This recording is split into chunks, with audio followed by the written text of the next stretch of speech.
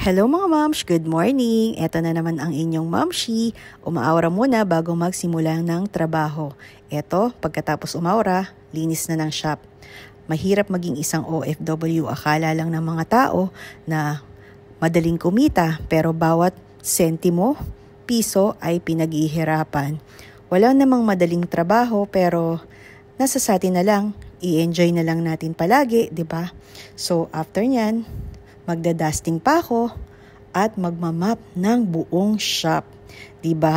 Akala mo porma-pormahan pero tagalinis lang pala ang inyong momshi. Pero ayos lang yon.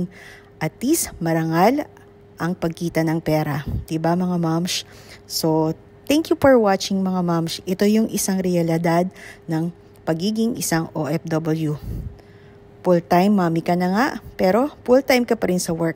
Ayos lang yon. Ganon talaga ang buhay. Bye mga moms. Have a blessed Saturday.